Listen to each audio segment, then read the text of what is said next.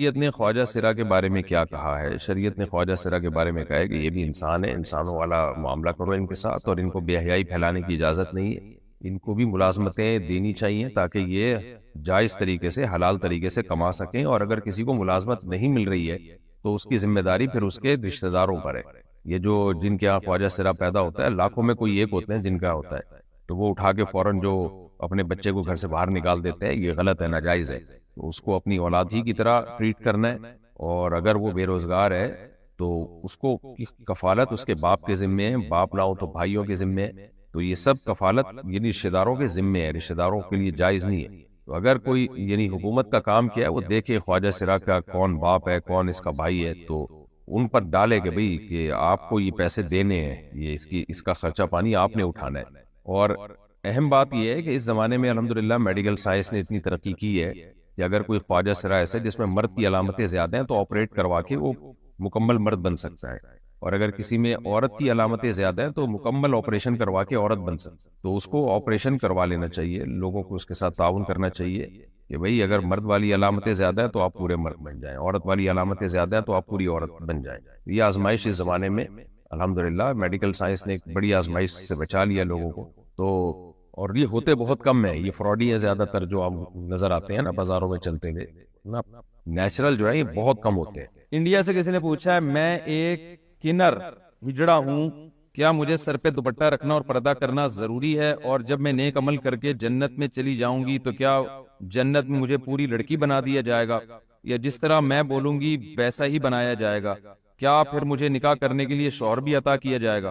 دیکھیں ایک آزمائش ہے، اللہ نے آپ کو آزمائش میں رکھا ہے، اگر آپ اس آزمائش پہ صبر کریں گی تو حدیث میں آتا ہے کہ جو بھی کسی آزمائش پہ صبر کرے اللہ اس کو اس کے گناہوں کو معاف کرتے ہیں، اس کو اعلیٰ درجات عطا فرماتے ہیں۔ تو یہ بھی ایک اس طرح کے جنس پیدا ہو جانا کہ نہ مرد ہو نہ عورت ہو، یہ بھی اللہ کی طرف سے ایک بہت بڑی آزمائش ہے۔ ساری زندگی لوگ مذاق اڑاتے ہیں ایسے لوگوں کا۔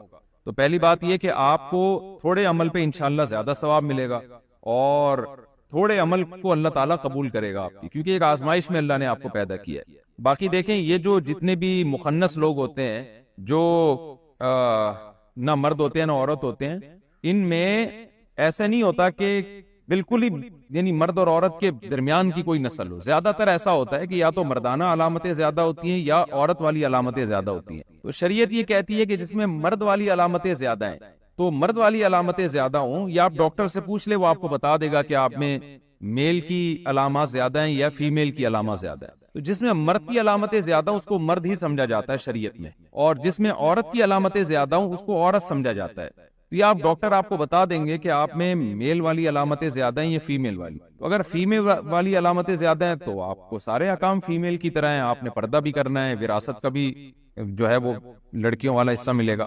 اور اگر میل کی علامتیں آپ کے اندر زیادہ ہیں تو پھر آپ مرد ہیں، پھر آپ پہ پردہ کرنا فرض نہیں ہے۔ اور جنت میں بھی اسی حساب سے فیصلہ ہوگا، جس میں مردانہ علامتیں زیادہ ہیں تو ظاہر ہے جو دنیا میں مرد ہیں آخرت میں مرد ہوں گے، جو دنیا میں عورتیں آخرت میں عورتیں ہی ہوں گی۔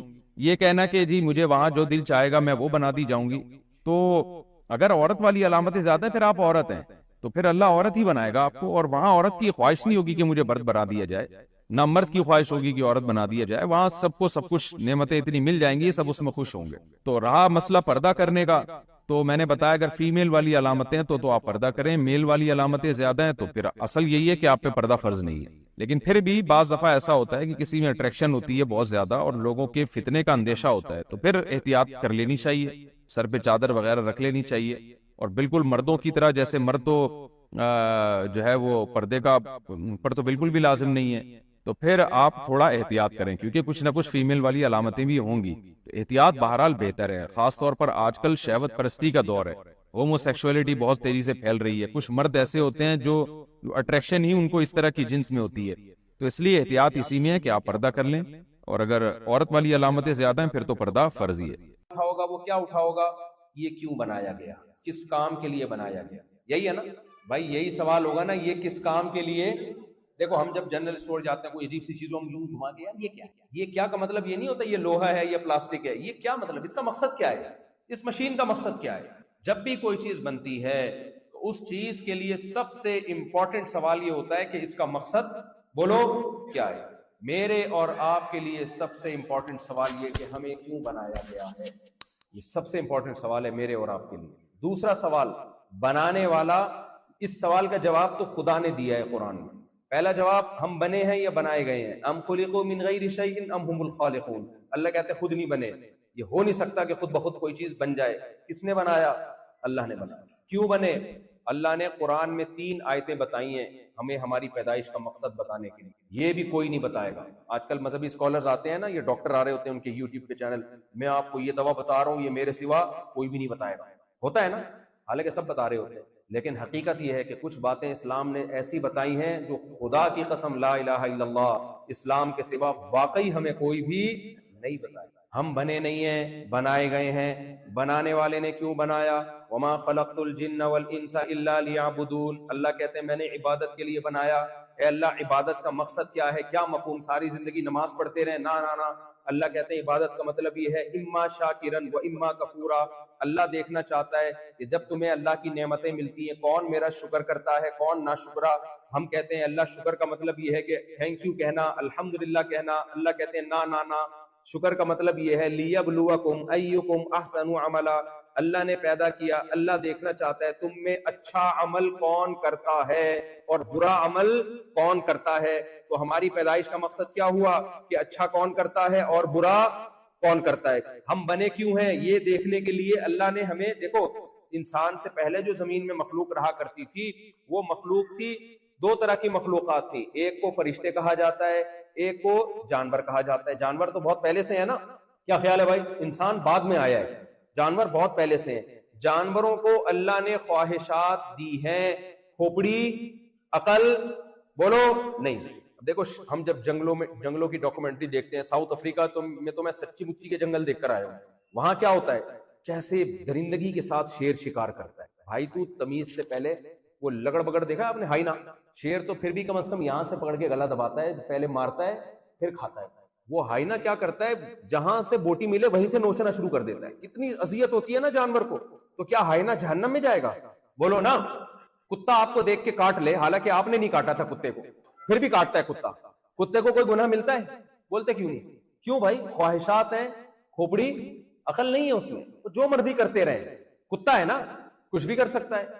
تو جانور جو مرضی انسان کے ساتھ ظلم زیادتیاں کرتے رہے, دوسروں پہ ظلم کرتے رہے.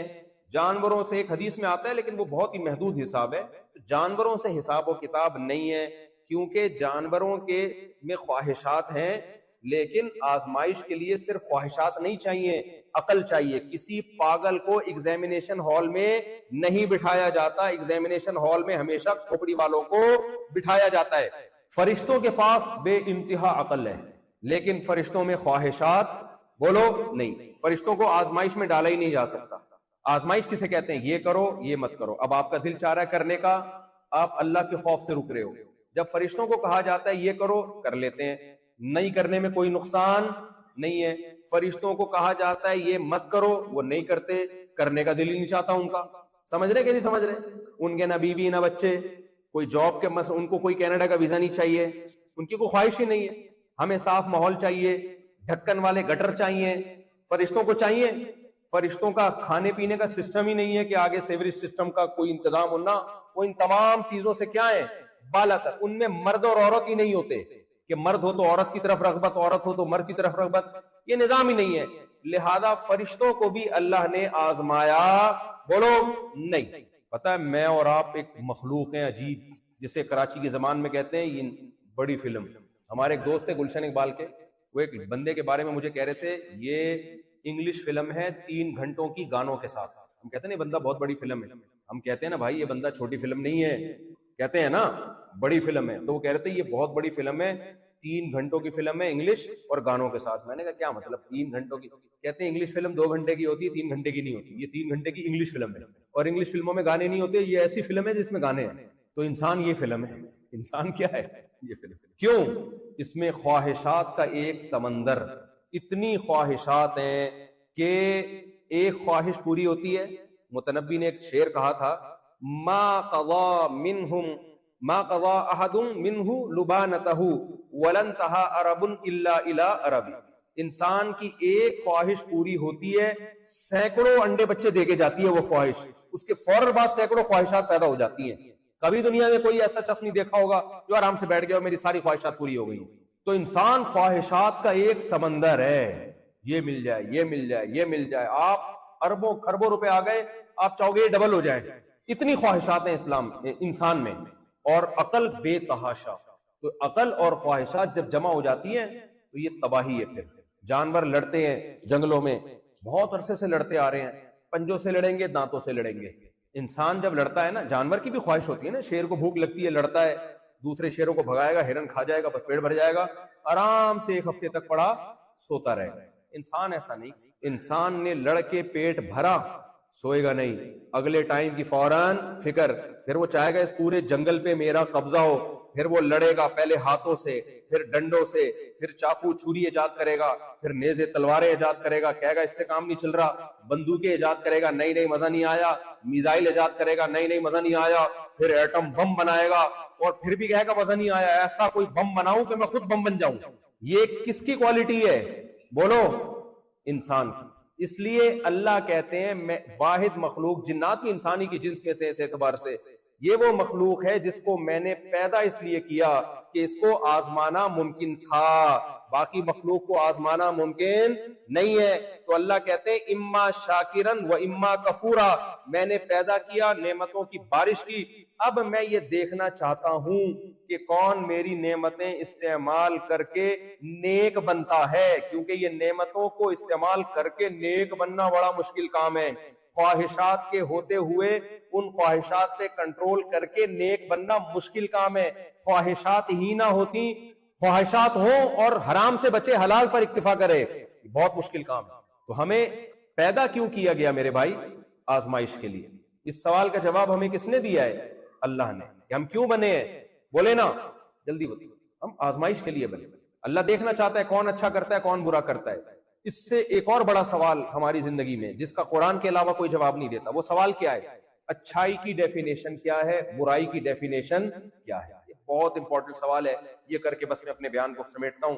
دیکھو، ہر قوم کی، ہر مذہب کی کا دعویٰ ہے کہ ہم اچھے کی طرف لے کر جا رہے ہیں لوگوں کو۔ قرآن بھی کہتا ہے کہ اچھے انسان بنو، برے انسان مت بنو۔ لیکن دنیا پتہ ہے کیا گڑبڑ کرتی ہے؟ دنیا گڑبڑ یہ کرتی ہے کہ جب انسانوں پہ ڈال دیا جائے نا کہ اچھائی اور برائی کو وہ خود ایکسپلین کریں، تو جو خود جس برائی میں مبتلا ہوگا وہ شخص اس برائی کو برائی کی فہرست سے، بولو، نکال۔ سارے کسی جگہ پہ چرسی ہوں، فرض کرو کسی ملک کی اسمبلی میں سارے چرسی ہوں، صدر بھی، وزیر اعظم بھی، وہ والا ملک مراد نہیں ہے، وہاں سارے چرسی، آپ کا وہاں ذہن جا رہا ہے، نہیں ایسا نہیں، سب چرسی ہوں، صدر بھی، وزیر اعظم بھی، اسمبلی میں جتنے لوگ ہیں وہ سب کے سب چرسی ہوں، کیا وہ چرس کو برائی کی فہرست میں داخل کر لیں گے؟ قانون سازی کریں گے کہ چرس بری چیز ہے بھائی؟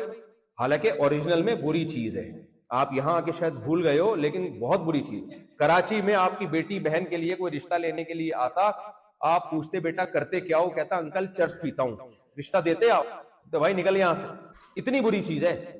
لیکن جب سوسائٹی میں چرس کامن ہو جائے تو یہ چرس برائی کی فہرست میں رہے گی، بلکہ سیکولر، لبرل اور ایجوکیٹڈ ہونے کی علامت رہے گی۔ جیسے شراب مولانا لوگ نہیں پیتے، دقیانوس پرانے زمانے کے ہیں، مولانا شراب پڑھے لکھے لوگ پیتے ہیں۔ غریب آدمی اور پڑھے لکھے نہیں ہو وہ تو ایک دو ڈھکن سے ہی بیچارے۔ وہ ایک شعر مجھے بہت یاد آتا ہے، جو ذرا سی پی کے بہک گیا اسے میکدے سے نکال دو۔ کچھ اردو سے بھی رشتہ قائم رکھے نا۔ شرابیوں کو شراب کی بڑی قدر ہوتی ہے کیونکہ وہ پیتے ہیں نا، انتہائی بری چیز کو پہ بڑا اچھا لیبل لگاتے ہیں۔ وہ کہتے ہیں یہ اتنی مبارک مقدس چیز ہے معاذ اللہ کہ ہمارے شراب خانے میں جو آدمی ایک دو ڈھکن پی کے اس کا دماغ گھوم جائے تو یہ اہل ظرف، بولو نہیں، اس کا ظرف یہ تنگ نظر ہے، گھٹیا آدمی ہے جس کو شراب خانے میں لے آئے، میں خانے میں۔ جو ذرا سی پی کے بہک گیا اسے میکدے سے نکال دو، یہاں اہل ظرف کا کام ہے، یہاں تنگ نظر کا گزر نہیں۔ کتنی بری چیز پہ کتنا اچھا لیبل لگا دیا نا شرابیوں نے۔ کیا خیال ہے بھائی؟ ماں باپ کو اولڈ ہاؤس میں جمع کرنا اچھا کام ہے، برا کام ہے؟ بولو۔ جس ماں نے تمہیں پیدا کیا، اپنی چھاتی سے دودھ پلایا، جس کے خون سے اللہ نے تمہیں بنایا، جس باپ نے تمہیں ساری زندگی سینے سے لگایا، جو محبت انسان کو ماں اور باپ کی طرف سے ملتی ہے، خدا کی قسم دنیا میں کسی سے مل سکنے کا اس کا 10واں حصہ بھی چانس نہیں ہے۔ جب آپ جوان ہوئے، وہ بوڑھے ہوئے، آپ نے اٹھا کے ان کو کہاں داخل کر دیا؟ بولو، اولڈ ہاؤس۔ اچھا کام ہے، برا کام ہے؟ کوئی کہتا ہے اس کو برا ہے بھائی؟ اگر برا ہوتا تو اولڈ ہاؤس کیوں بنے ہوئے ہوتے؟ بھرے ہوئے کیوں ہوتے اولڈ ہاؤس؟ انتہائی برا نہیں، انتہائی درجے کا برا کام ہے۔ نشہ کرنا اچھا کام ہے برا کام ہے؟ دماغ بہکتا ہے۔ دنیا میں جتنے جرائم ہیں ان میں آپ ہی کی رپورٹ ہے یہ، زیادہ تر جرائم کے پیچھے شراب ہوتی ہے۔ کیوں نہیں بین ہو جاتی بھائی؟ یہ روک نہیں سکتے، ہمارے کنٹرول میں نہیں ہے۔ بہت سارے مسائل ہیں، بہت ساری چیزیں، ابھی میں کس ایک چیز پہ کیا بات کروں میں؟ تو اس لیے اللہ نے ہمیں قرآن میں بتا دیا کہ اچھائی کسے کہتے ہیں، برائی کسے کہتے ہیں، یہ جمشید سے نہیں پوچھنا، یہ میں بتاؤں گا تمہیں۔ یہ کون بتائے گا؟ بولو، میں بتاؤں۔ یہ بھی ہماری زندگی کا بہت امپورٹنٹ سوال ہے جس کا جواب اسلام کے سوا ہمیں کوئی بولو نہیں۔ تو اللہ نے بتایا کہ میں بتاتا ہوں برائی کسے کہتے ہیں۔ قُلْ تَعَالَوْا، بس یہ آخری آیت ہے، پڑھ کے میں اپنے بیان کو سمیٹتا ہوں۔ تَعَالَوْا أَتْلُ مَا حَرَّمَ رَبُّكُمْ عَلَيْكُمْ، آؤ ہم تمہیں بتاتے ہیں خدا کن چیزوں سے خوش ہوتا ہے اور خدا کن چیزوں سے ناراض ہوتا ہے۔ اچھا، اس میں بہت سارے مذہبی اسکالرز ہیں جو مختلف چیزیں بتا رہے ہوتے ہیں، تو ہر شخص اپنی باتیں کر رہا ہے، کوئی گرین چینل، کوئی وائٹ چینل، کوئی یہ مسئلہ، کوئی وہ مسئلہ۔ تو اللہ نے اس آیت میں اتنا شاندار انداز اختیار کیا، تعالو، آؤ۔ اللہ کہتے ہیں آؤ۔ جیسے کوئی آدمی کنفیوژن میں ہو نا، اسے پتہ نہیں، اس کے گردوں میں پتھری، اسے پتہ نہیں چل رہا وہاں سے میں نے علاج کرانا ہے، وہاں سے علاج کرانا ہے، وہاں سے علاج کرانا ہے، بہت ٹینشن میں۔ ایک پڑھا لکھا آدمی نے اس کی ٹینشن دیکھی، یار کبھی تو ادھر حکیم صاحب کے پاس جا رہا ہے، کبھی ہومیوپیتھک ڈاکٹر کے پاس جا رہا ہے، کبھی ایلوپیتھک ڈاکٹر کے پاس جا رہا ہے، کبھی وہ کہہ رہا ہے وہ غلط ہے، وہ کہہ رہا ہے وہ غلط ہے۔ ادھر آ میں تجھے بتا رہا ہوں، کافی دیر سے آپ اس کو دیکھ رہے تھے، بالآخر آپ نے اس کی ٹینشن دور کرنے کے لیے کہا ادھر آ یار میں تجھے بتاتا ہوں۔ تو اس سے آپ کو تسلی ہوتی ہے کہ نہیں ہوتی؟ یار اب کوئی بندہ ملا ہے جو مجھے صحیح بندہ بتا رہا ہے۔ تو اللہ تعالیٰ کو بھی پتا ہے کہ انسان اتنے کنفیوز ہیں، انہیں پتہ ہی نہیں چل رہا کہ سیدھا راستہ کون سا ہے، غلط راستہ کون سا ہے۔ تو اللہ نے بتایا ادھر آؤ، تعالو، آؤ ہم تمہیں بتاتے ہیں۔ دائیں بائیں جانے سے، لوگوں سے پوچھنے کی ضرورت نہیں ہے، کیونکہ ہر آدمی اپنا منجن بیچے گا۔ ہر کمپنی کہے گی کہ میری پروڈکٹ سب سے اچھی ہے، کیونکہ اس نے بیچنی ہے۔ ہر اسکالر کہے گا، ہر موٹیویشنل اسپیکر کہے گا میرے پاس انسانوں کی کامیابی کے جو راز ہیں وہ دوسروں کے پاس نہیں ہے۔ ہر شخص یہی کہے گا۔ اللہ کہتے ہیں چھوڑو سب کو، تعالو، آؤ میں تمہیں بتاتا ہوں کیا برا ہے اور کیا اچھا ہے۔ تو ہمیں جو اللہ نے بتایا، اب آپ یہ نیت کر لیں اس اللہ کے بتائے ہوئے کو، جہاں یہاں جتنی خواتین بیٹھی ہیں، جتنے مرد بیٹھے ہیں، پہلے عزم کریں ہم سب نے اس کو فالو کرنا ہے، اپنی زندگیوں میں لانا ہے، کیونکہ وہ میری بات نہیں ہے، وہ اس اللہ کی بات ہے جو اس کائنات کا خالق ہے، پیدا کرنے والا ہے، اور اس کے علاوہ کوئی دوسرا معبود نہیں ہے، اس کی بات ہے۔ وہ کہہ رہے ہیں میں بتاتا ہوں کن چیزوں سے میں خوش ہوتا ہوں اور کن چیزوں سے میں ناراض ہوتا ہوں۔ سب سے پہلی چیز اس نے کیا بیان کی ہے؟ اللہ تشرکو بہ شیئا، ہم ایک خدا کی عبادت کرتے ہیں، اللہ کے ساتھ کسی کو شریک نہیں کرتے، جس کو عقیدہ توحید کہا جاتا ہے۔ یہاں بھی گڑبڑ ہوتی ہے، ہم کہتے ہیں فلاں سے بھی مدد مانگو، یا اللہ مدد بھی، یا علی مدد بھی، یا حسین مدد بھی، مزار پر بھی سجدہ کرو، اس سے بھی مانگو، اس سے بھی مانگو۔ ہم جب کہتے ہیں بھائی یہ تو غلط ہے، یہ تو شرک ہے، تو پھر پتہ ہے کیا کہا جاتا ہے؟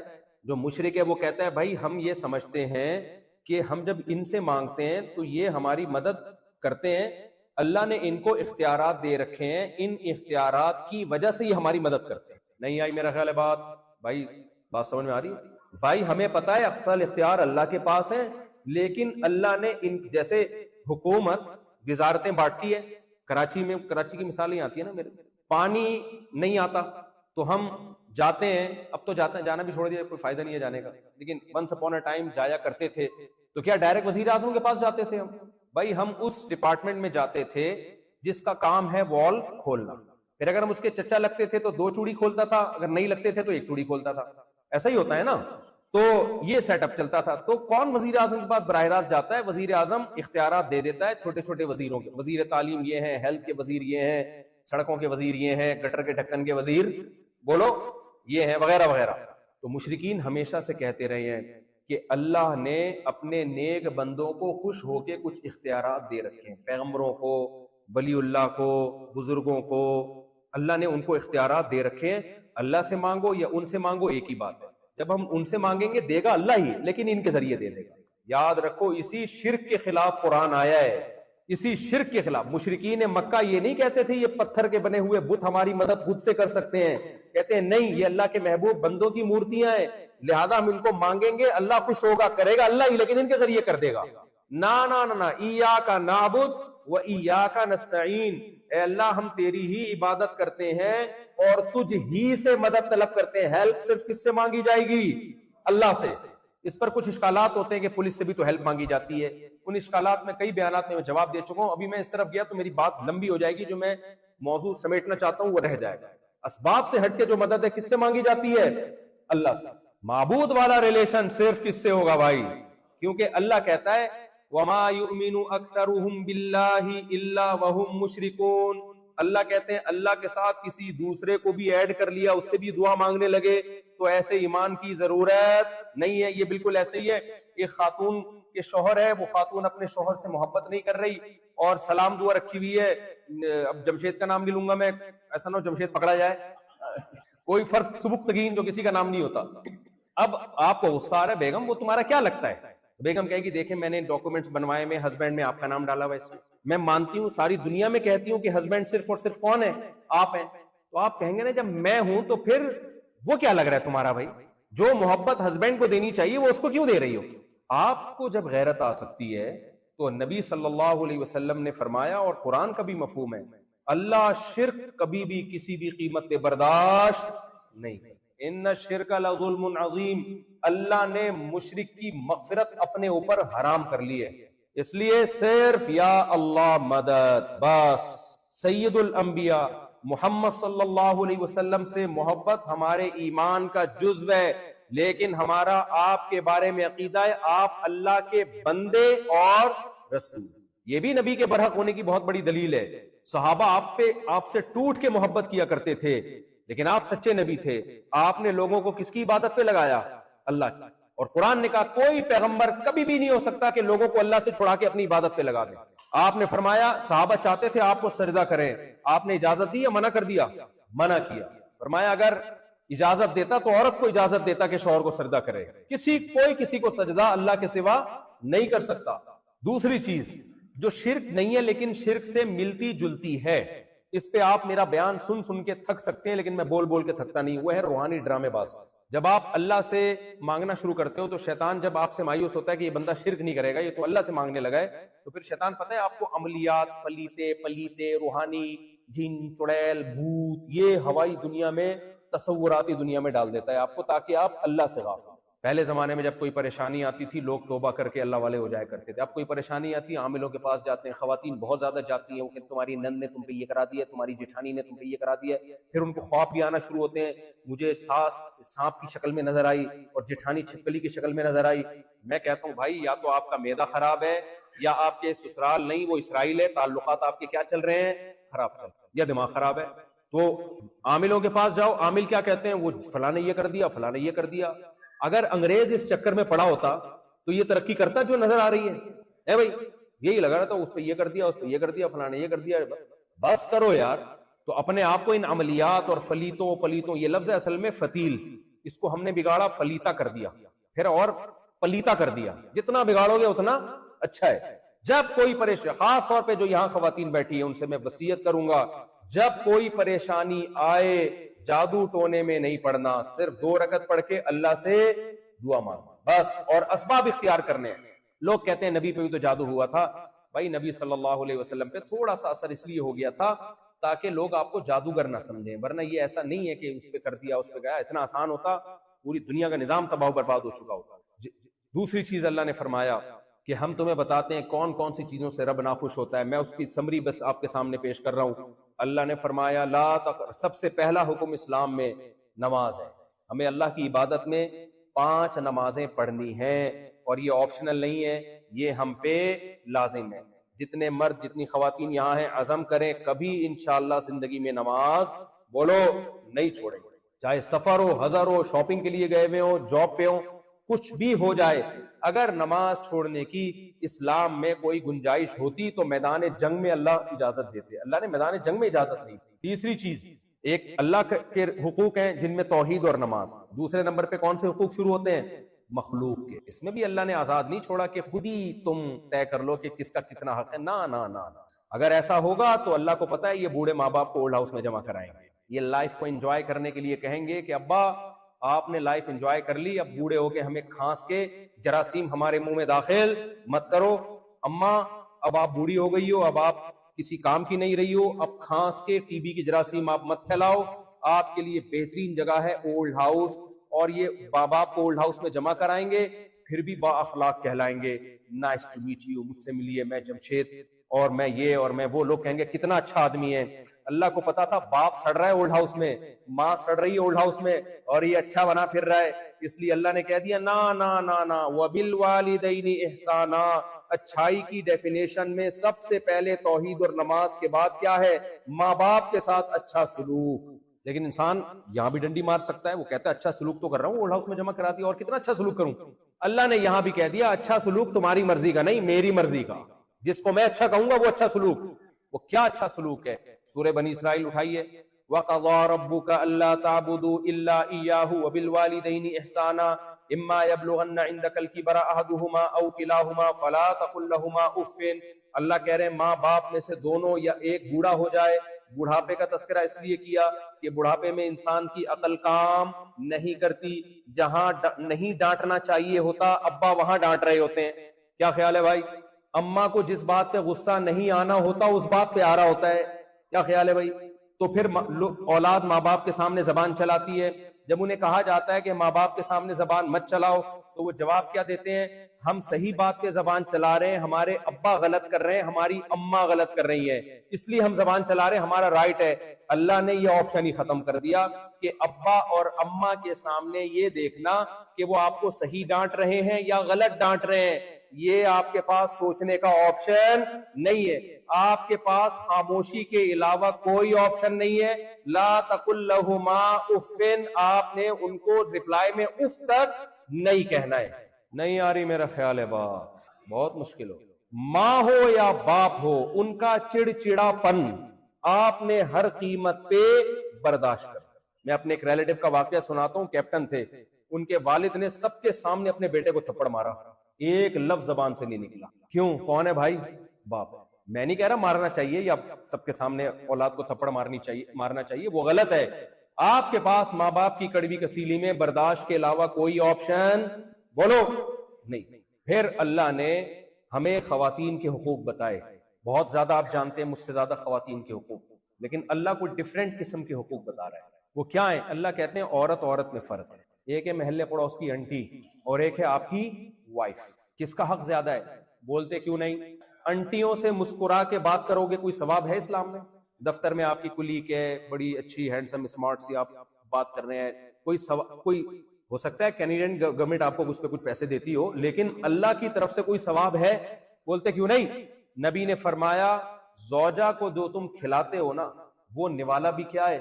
صدقہ ہے. سیدہ عائشہ فرماتی ہیں ہمارے نبی صلی اللہ علیہ وسلم جب گھر میں داخل ہوتے مسکراتے چہرے کے ساتھ. آج بہت سے لوگوں کو ہم دیکھتے ہیں دوستوں یاروں میں ہا ہا ہی ہو, بڑا گپ شپ چل رہی گٹر کے ڈھکنوں پہ کراچی میں, بہت آپ نے دیکھا ہوگا ماحول پیالہ ہوٹل پہ بڑا چائے وائے چل رہی ہے, ہا ہا. گھر میں آئے ایسے جیسے چنگیز خان نے بغداد پہ حملہ کر دیا. گھر میں اخلاق سے رہنا مشکل کام, باہر اخلاق سے رہنا آسان. اب وجہ کیا ہے؟ بیگم کے ساتھ اچھے اخلاق کیوں نہیں ہوتے؟ کیا فائدہ ہے؟ تو مل گئی بھائی. یہی اگر بیگم نہ بنی ہوتی اور رشتہ لینے جا رہے ہوتے پھر کتنے اچھے اخلاق سے سسر صاحب سے کیسے بات کر رہے ہوتے ہیں, ایسے تمیز سے بیٹھا ہوا ہوتا ہے. کیوں آئی جی رشتے کے سلسلے میں حاضر ہوا ہوں, کتنی تمیز سے بات. ایک آدمی کی شادی ہوئی نا, دلہن سے بات کرنا سمجھ میں نہیں آ رہا تھا کیسے بات کروں, تو کہتے ہیں کل میری آپ سے شادی ہوئی تھی اس سلسلے میں حاضر ہوں. تو کتنی تمیز سے. تو اللہ تعالیٰ نے اچھا ایک اور بات خوب سمجھ لو, نان نفقہ نبی نے فرمایا بیوی کا حق ہے جو خود کھاؤ ویسا ہی اسے, آپ لوگ فل ان دا بلینکس تاکہ یاد ہو جائے نا. کیا مطلب؟ جس اسٹینڈرڈ کا خود کھاتے ہو گھر والوں کو بھی اسی اسٹینڈرڈ کا کھلاؤ. حدیث ہے جس اسٹینڈرڈ کا خود پہنتے ہو گھر والوں کو بھی اسی اسٹینڈرڈ کا بولو پہناؤ. اور نبی صلی اللہ علیہ وسلم نے ارشاد فرمایا, دیکھو قرآن کیا کہتا ہے, انتہائی اہم بات, وَصَاحِبَتِهِ وَبَنِي. اللہ تعالیٰ نے قیامت کے بارے میں فرمایا کہ قیامت کے دن انسان اپنے باپ سے دور بھاگے گا. تو باپ کو اللہ نے قرآن میں باپ ہی کہا ہے. ماں کو اللہ نے قرآن میں ماں ہی کہا ہے، وَأَخِيهِ بھائی کو اللہ نے قرآن میں بھائی کہا، بیوی کو عربی میں زوجہ کہتے ہیں، لیکن یہاں اللہ نے زوجہ نہیں کہا، وَصَاحِبَتِهِ اپنے ساتھ رہنے والی سے بھی دور بھاگے گا، خوف کا عالم یہ ہوگا، آپ ابھی سے بھاگ رہے ہیں لیکن قیامت میں بھاگنے کے لیے کچھ چھوڑیں آپ۔ تو اللہ نے بیوی کا جب تذکرہ آیا تو یہ نہیں کہا بیوی سے دور، صاحبتہ اس سے جو ہمیشہ اس کے ساتھ بولو رہا کرتی تھی۔ اس سے پتہ چلتا ہے کہ جب آپ کی شادی ہوتی ہے تو بیوی اب ہمیشہ آپ کے مائنڈ کر رہے ہیں، مجھے لگ رہا ہے مائنڈ، بیوی اب ہمیشہ آپ کے بولو ساتھ۔ کینیڈا آ گئے بیگم کراچی میں، نہ یہ نہیں چلے گا۔ آپ کینیڈا میں ہو تو بیگم کہاں ہوگی؟ کینیڈا میں۔ آپ ٹورنٹو میں ہو تو بیگم کہاں ہوگی؟ ٹورنٹو میں۔ آپ رجائنا میں ہو تو بیگم کہاں ہوگی؟ رجائنا میں۔ آپ بیان میں ہو تو بیگم کہاں ہوگی؟ بیان میں۔ آپ کسی تقریب میں ہو تو بیگم کہاں ہوگی؟ تقریب میں۔ مجھے نہیں پتا اس کے چند دنوں کے بعد آپ کہاں ہوگے، لیکن بہرحال یہاں جہاں مجبوری ہو ایک الگ بات، وسائل نہیں ہے، کیونکہ اللہ نے کہا یہ ساتھ میں لگا دیا اس کو۔ نبی صلی اللہ علیہ وسلم کی کسی صحابی نے دعوت کی، کسی صحابی نے نبی صلی اللہ علیہ وسلم کی دعوت کی، آپ نے فرمایا عائشہ کو بھی بلاؤ۔ صاف دل لوگ تھے، تکلف نہیں تھا، وہ افورڈ نہیں کر سکتے دو افراد کی دعوت، تو ان صحابی نے منع کر دیا۔ آج منع بھی نہیں کر سکتے کسی کو، لوگ دل پہ لے جاتے ہیں، بھائی وہ نہیں کر سکتے تھے دو کی، نہیں۔ چند دن بعد ان صحابی کی نبی سے دوبارہ ملاقات ہوئی، آپ نے فرمایا یا رسول اللہ میں آپ کی دعوت کرنا چاہتا ہوں، آپ نے فرمایا عائشہ کو بھی بلاؤ۔ آج کوئی ہے اپنی بیوی کو اتنی عزت دیتا ہے؟ مارکیٹ میں ایسے مرد ملیں گے آپ کو؟ تو ان صحابی نے کہا یا رسول اللہ مطلب یہی تھا کہ دو کا کھانا افورڈ بولو نہیں کر سکتے، آپ نے منع کر دیا۔ پھر تیسری دفعہ ان کی ملاقات ہوئی، نبی سے فرمایا، نبی سے کہ آپ میری دعوت قبول کریں، آپ نے فرمایا عائشہ کو بھی بلاؤ رضی اللہ عنہا۔ ہاں یا رسول اللہ دو کا کھانا ہے۔ پھر نبی اس دعوت میں گئے ہیں۔ دیکھو غیر مسلموں کے ہاں آپس کے ریلیشن کی ایسی کی تیسی۔ ابھی کسی بزرگ نے مجھ سے ملنے کے لیے آئے تھے، عصر کے بعد انہوں نے واقعہ سنا ہے کسی کنٹری کا، کہ کہتے ہیں میرا بچہ مر گیا تھا تو میں ہاسپٹل میں اس کی ڈیڈ باڈی لینے کے لیے گیا تو ایک خاتون بھی آئی ہوئی تھی، تیار، میک اپ شیک اپ فل۔ میں نے کہا کیوں آئی ہو؟ کہہ رہے ہیں کل میرے ہسبینڈ کی ڈیتھ ہو گئی تھی، رات کو سو رہا تھا تو انتقال ہو گیا تھا، تو اس کی ڈیڈ باڈی لینے کے لیے آئی ہے۔ میں نے کہا کہتے ہیں مجھے لگا کوئی تھوڑا سا غم ہو، کچھ میک اپ شیک اپ پورا فل تیار ہو کے آئی ہوئی ہے، لگ رہا ہے کہ فوراً دوسرا رشتہ بھی تیار ہے۔ تو کہتے ہیں میں نے کہا کہ اچھا، تو کہہ رہے تھوڑی دیر کے بعد اس کو غصہ آیا، اس نے کہا بھائی مجھے جاب پہ جانا ہے، جن ڈاکومنٹس پہ سائن کرنا ہے کرواؤ، مجھے کہاں دیر ہو رہی ہے؟ بولو جاب۔ کہہ رہے لگی نہیں رہا تھا کہ اس کا کوئی ہسبینڈ مرا ہے جس کا اس کو کوئی غم ہے۔ جب مذہب زندگی میں نہیں ہوتا تو آپس کے ریلیشن کی ایسی کی تیسی ہو جاتی ہے۔ آپ چاہتے ہو کینیڈا میں آپ کے ریلیشن کی بھی ایسی کی بولو تیسی ہو جائے؟ اولاد ماں باپ اولڈ ہاؤس میں جمع کرائے، آپ بچوں کے بجائے کتے پال رہے ہو، نہ بھائی کا پتہ نہ بہن کا پتہ، کوئی ریلیشن نہیں ہے، سب جو انڈیویجولزم ہے اس کو فالو کر رہے ہیں۔ نہ مذہب انڈیویجولزم پہ بلیو نہیں کرتا، مذہب ریلیشن پہ بلیو کرتا ہے۔ اللہ سے بھی ریلیشن بنا کے رکھنا ہے، مخلوق سے بھی ریلیشن بنا کے رکھنا ہے، اور مخلوق میں رشتہ داروں سے زیادہ مضبوط ریلیشن بنا کے رکھنا ہے۔ تو اللہ نے مرد کو بھی پابند کیا، عورت کو بھی پابند کیا۔ عورت کو بتایا کہ یہ تمہارا ہسبینڈ ہے، جمشید ہے یا جو بھی ہے، یہ تمہارا سربراہ ہے۔ یہ کیا ہے؟ بولو نا، سربراہ ہے۔ اس کی اطاعت کرو، اس کو خوش کرو، یہ تمہاری جنت ہے۔ وہ عورت جنت میں نہیں جا سکتی جس کا شوہر اس سے ناراض تھا۔ تو اللہ تعالیٰ ان سب باتوں پہ ہمیں عمل کی توفیق دے، اس پہ اللہ کا شکر ادا کیا کرو۔ دیکھو اللہ نے ہمیں مسلم بنایا، ہمارے پاس تعلیمات ہیں، ہمارے پاس کیا ہے؟ تعلیمات۔ تو یہ ہمارے پاس محفوظ تعلیمات ہیں۔ ان تعلیمات کا تقاضا یہ ہے کہ ہم ان تعلیمات کو فالو کریں۔ اسلام کے سوا کسی کے پاس یہ تعلیمات نہیں۔ اللہ تعالیٰ آپ کو خوش رکھے، اس جگہ کو ہمیشہ آباد رکھے۔ لوگ بیچارے بہت دور دور سے آئے ہوئے ہیں، 4-4 5-5 6-6 گھنٹے کی ڈرائیو کر کے بھی آئے ہوئے ہیں، ان سب کی میں قدر کرتا ہوں۔ اور اصل بات تو یہ کہ جب اگر ہمیں ان سب باتوں پہ عمل کی توفیق مل جائے تو پھر یہ ہمارا آنا کیش ہو گیا، مبارک ہو گیا۔ اگر عمل کی توفیق نہیں ملی تو پھر کس کام کا آنا بھائی؟ نظریاتی اصلاح ہو جائے یہ بھی بڑی غنیمت ہے۔ تو اللہ تعالیٰ سے دعا کرتا ہوں اللہ تعالیٰ ہم سب کو سمجھنے کی، عمل کی توفیق۔ اچھا خواتین میں ایک حکم پردے کا بھی، آخری سچی مچی کا آخری۔ جب میں نے کہہ دیا نا، دیکھو اللہ تعالیٰ نے ہمیں جب حکم دیا، میں نے بتایا نا ابھی اتنی ڈیٹیل سے، تو ہمارے پاس نو کا آپشن نہیں ہے، کیونکہ اللہ تو تھوڑی غلط بات کرے گا۔ تو اللہ نے عورت کو بے پردگی کا حکم دیا ہے یا پردے کا حکم دیا؟ جب حجاب کا حکم دیا، اسی میں خیر ہے۔ اللہ کی ماننے میں خیر ہے یا نہیں؟ شیطان نے مانی تھی اللہ کی؟ نہیں مانی۔ شیطان نے کہا وائی، میں کیوں سجدہ کروں؟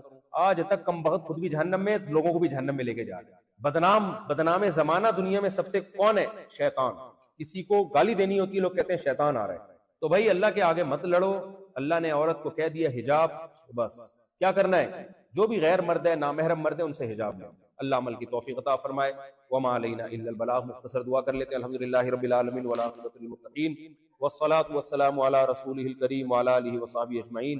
اللہم انا نسألک من خیر ما سألک منہ نبیک محمد صلی اللہ علیہ وسلم ونعوذ بک من شر ما استعاذک منہ نبیک محمد صلی اللہ علیہ وسلم۔